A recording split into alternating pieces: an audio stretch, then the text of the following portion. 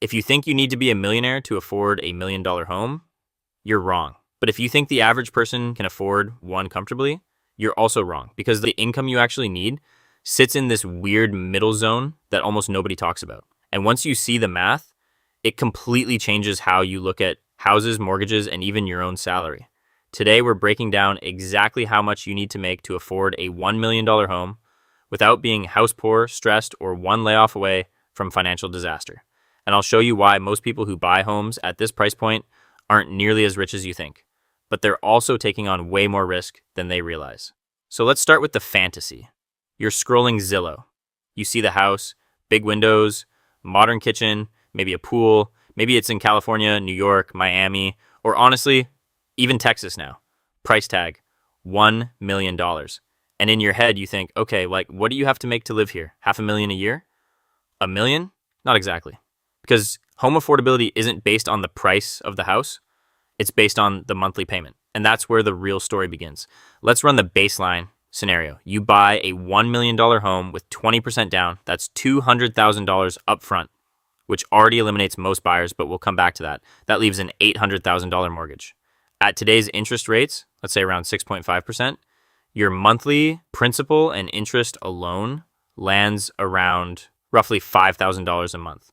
But that's not the real payment, because once you add property taxes, homeowners insurance, and maintenance, your true monthly cost jumps closer to $6,500 to $7,000 a month, depending on the state. And this is where most affordability calculators lie to people. They show the mortgage, not the lifestyle cost. Now, here's the rule banks use. Most lenders want your housing costs to be no more than 28% of your gross income. Some buyers stretch to 30 or even 35%. But that's where house poor starts creeping in. So let's reverse engineer it. If your monthly housing cost is $7,000, you'd need to make about $25,000 a month gross to stay in that safe zone. That's $300,000 a year household income. Not millionaire status, but definitely not average either. This is why most $1 million homes are owned by dual income professionals: tech, finance, law, medicine, or business owners. It's rarely one person carrying the whole mortgage. But here's where things get interesting, because $300,000 a year lets you qualify for the home. It doesn't necessarily mean you can comfortably afford it, and there's a huge difference between those two. Let's say you make $300,000. On paper, you're good.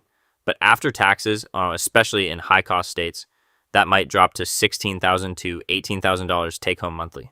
Now subtract a $7,000 housing payment. You're left with maybe $10,000. Still sounds rich, right?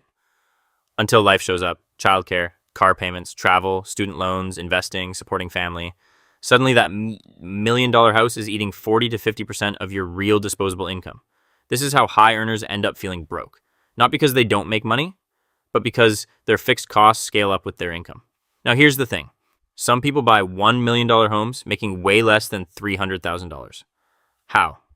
Three main ways. First, bigger down payments. If someone puts $400,000 down instead of $200,000, their mortgage shrinks dramatically. Second, lower interest rates. Anyone who bought during the 2 to 3% era locked in payments thousands cheaper per month.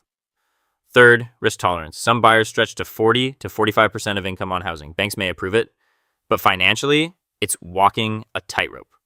One job loss, one recession, one emergency, and the house becomes a liability instead of an asset. And this is the part Zillow never shows you.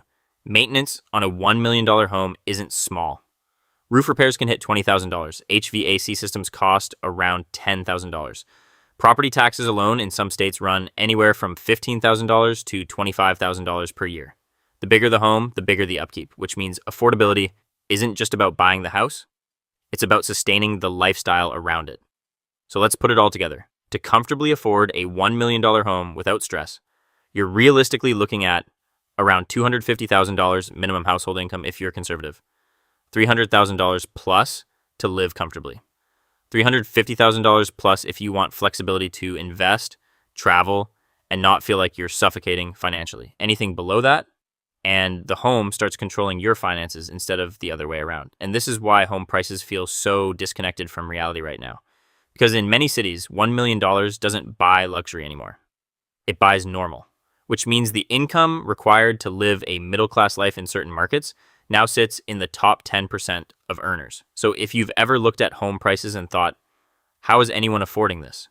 Now you know. They're either earning far more than average, putting massive cash down, or taking on way more financial risk than they let on. And if you want, in the next video, we can break down what income you need for a $500,000 home, $750,000 home, or even how much rent equals a $1 million mortgage.